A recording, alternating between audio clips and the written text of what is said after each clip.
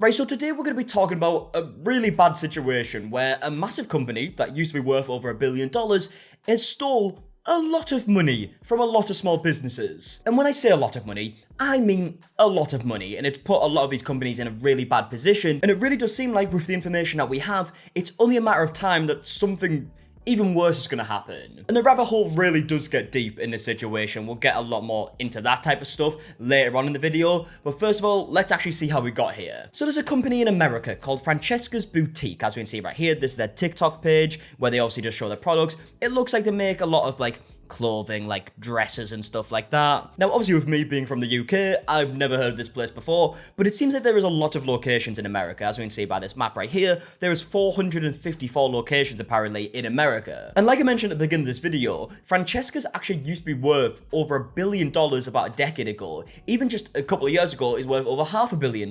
So this is why it was such a shock when a bunch of creators started making videos exposing Francesca's. And it all started when this creator called Taylor Elliott Designs uploaded a video where, as you can see, it says, Francesca's owes my small business $12,818. Now, I don't have the original video for this because it has been deleted, but don't you worry because a bunch more creators have came out and said very similar stuff. Like, for example, this video by Mugsby where it says, Francesca's owes my small business $132,000. As of today, Francesca's owes my small business $132,461.92.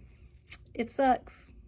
It sucks. So the reason why this has happened is because it seems like Francesca's gets a lot of their products from these smaller vendors. So Francesca's will approach these vendors who have these products.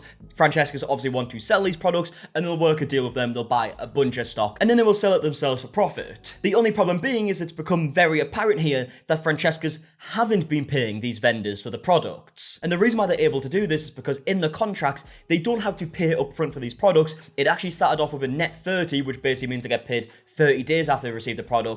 It then changed to net 90, meaning they get paid 90 days after receiving the products. But at this point, they're just not getting paid at all. They stopped paying us in November. We've been working with them for about a year. They stopped paying us in November, which is the oldest purchase order that they owe us for, and we have 5 other purchase orders since then that total that amount. On top of that, we have a purchase order sitting in our warehouse currently made specifically for them that we are unable to ship due to non-payment. Yeah, so I saw a lot of comments on these videos basically saying, like, why did you carry on work with them when they weren't paying you? Again, you've got to remember the contract at this point means that they're not going to get paid up front anyways, so they're probably just sat there thinking, oh, we're going to get paid, let's carry on working with them, it's going to make us a lot more money in the long run. Which, even though I don't have any experience in this field, I've obviously dealt with contracts and having to receive payments before with, like, brand deals.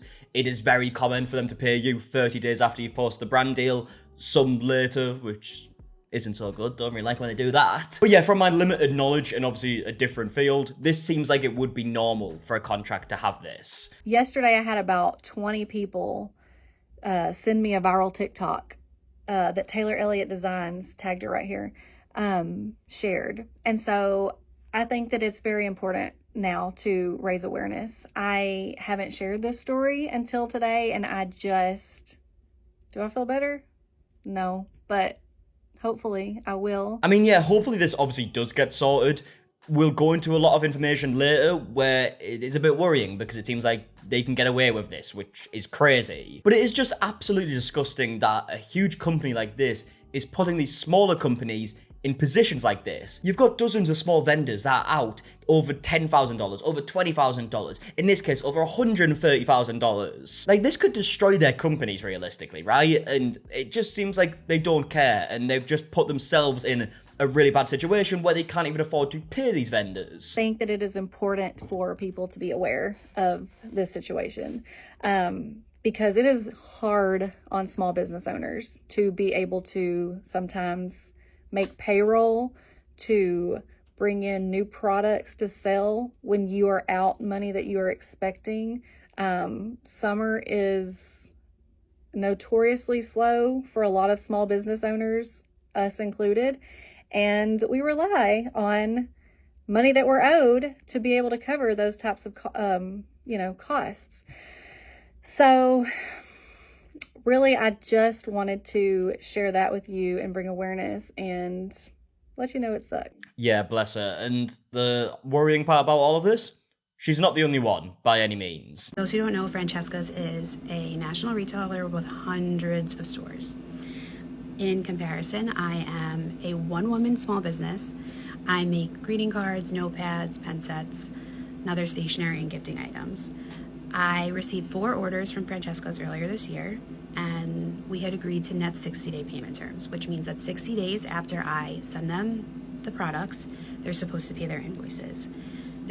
All 4 orders have passed the 60 days and have now been outstanding for an additional 36 to 60 days across those 4 invoices. Bloody hell.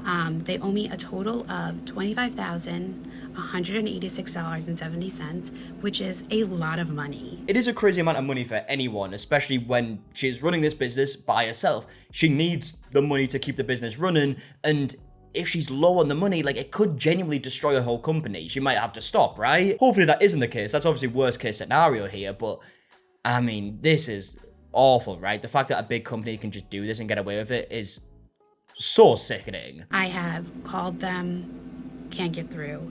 I've sent them maybe a dozen emails. Nothing. Nobody responds, nobody answers, nobody picks up the phone. I've even gone as far as to try and find people from their accounting team on LinkedIn to see if I could find like private email addresses, because they have you just emailing a general inbox. All right, so not only are they just not paying people, they're also not even communicating. Like, imagine the amount of stress that you'd be going through if you're in this situation right now, where you can't even talk to the people who have stole your money. And yet again, here's another video from Yes Cocktail Co. that says Francesca's owes us $14,340. We've had a lot of really awesome press lately, and we're so grateful for that. But we want to be transparent about the struggles of small business, and we wanted to share one of our struggles with you. A bit about us: we are a small team of 4 people, including myself and my husband, the co-founder. We make everything here in our Paso Robles facility. We're super small batch, and we're really committed to making the best stuff we can. Like, this is what makes it even more sad for me. Like, genuinely, we're talking about small companies here, right? Like, we just had someone who runs a company by themselves. We've got this company right here that is run by 4 people. It's clearly a passion project for them, right? I can't imagine the amount of time that they're putting into this, because they don't have that many people to help. And I think with any situation, if it starts like affecting the person's livelihood that we're talking about, I just feel like way more sorry for them, because I can't imagine the amount of stress that they would be going through on a daily basis trying to chase this payment. And again, Francesca's doesn't seem to care because they're not even contacting them. But now let's get into the reasons why this has happened, because a creator called Tiffany Chansey, I believe that's pronounced, has posted an incredible video full of so much information. It's about 9 minutes long, obviously not going to show it all. I would highly recommend watching it if you want to know more about the situation. She clearly knows what she's talking about, but she does actually start off the video by saying that dozens of vendors are out of over $100,000. There's actually dozens of small businesses all across the United States. Many of them owed $100,000 or more, many of them not paid for more than a year or more, and they're continuing to get orders while Francesca demands they continue to ship to comply with their contracts, even though Francesca's isn't complying with their end and actually paying the bill. I mean, how mental is that? Like, how can they possibly have the cheek to be like, oh, you still have to send us the products, by the way. We have a contract, remember? Yeah, that is absolutely not how a contract works if you're not sticking to the contract yourself. Now, Tiffany goes on to explain a bit of a backstory with Francesca's and says that they actually tried to expand far too quickly and took on a lot of debt. Unfortunately, they did what every company does in chasing that big capitalist pie in the sky. They expanded too fast, took on too much debt, over-leveraged themselves, and ended up with debt in the realm of about $100 million. But again, they were still valued at $1 billion. They should have been okay. And yeah, it turns out they weren't okay, because in 2020, Francesca's actually filed for Chapter 11 bankruptcy. They ended up filing for Chapter 11 bankruptcy protection in December of 2020. Now, I don't know if you know this, but whenever some big corporation files a bankruptcy, it doesn't mean that company goes away. It means some other company's going to swoop in, buy up the assets for cheap, and they're going to keep trying to make money off of it in a new way by liquidating assets, liquidating real estate, and finding new ways to churn cash out of it, while the old company just kind of goes away and all of the creditors get screwed, including all of the small business owners they owed money to at that point. And that is exactly what happened, because not only did they secure a $25 million loan, a private equity firm actually purchased the company for only $18 million when the company used to be worth over $1 billion. It was during the bankruptcy process that they secured a $25 million loan from Tiger Finance, which is a private equity family-owned finance company, and then in January of 2021 got approval to sell to Terramar Capital. Now, Terramar Capital is like a nothing burger of a private equity firm. They hadn't bought very much, and one of the businesses they bought had already gone belly up. But hey, the finance bros, finance bro, and they just decided they could handle this. To give you an idea just how successful this private equity firm was, they were founded in 2015 and already had their first bankruptcy of an acquired company by 2017. Remember when I said that these private equity firms swoop in and pick up the pieces for pennies on the dollar? Well, this private equity firm was able to swoop in and buy up Francesca's 461 stores, all of their assets and all of their intellectual property for a paltry $18 million on a company that was valued at $1 billion less than a decade ago and $500 million just a couple years ago. I mean, yeah, already this is not a good look for Francesca's, right? They already fucked up the company once, right? They had to file for Chapter 11 bankruptcy. And then this private equity firm, which clearly has a bad reputation with previous businesses, just swoops in and purchases it for $18 million and thinks that they're going to be able to deal with it. Clearly they can't, because they actually went on to announce that they were going to reopen a bunch of liquidated stores and even purchase 2 other companies. Interestingly, just before starting the process of acquiring Rich or Poor, the CEO announced an ambitious 5-year plan to reopen all of the formerly closed and liquidated stores they had agreed to liquidate as part of the bankruptcy restructuring, and then suddenly had all this cash to buy these 2 other companies. Yeah, it really does seem like whoever runs this private equity firm just has a fuck ton of money, doesn't really know what they're doing, and they're just shotting at things, seeing what sticks. And then if we fast forward a bit, it is now estimated that they're about $1 billion over budget, and their on-time payments have went from 71% to 21%. They said they had serious concerns about continued liquidity issues. They estimated that they were $1 million over budget, and then said that on-time payments had gone from 71.9% of all of their payments in December of 2023 to only 21% of their payments in January. But it gets way worse. It said that from December of 2023, they were making only 15% of their payments late, but by January, 66.4% of their payments were over 30 days late. And come a month later, we moved to the 31 to 60 day late category, where from January 2024 at 2.4% being 30 days or more late, we went to 60% of all of their bills being more than 30 to 60 days late.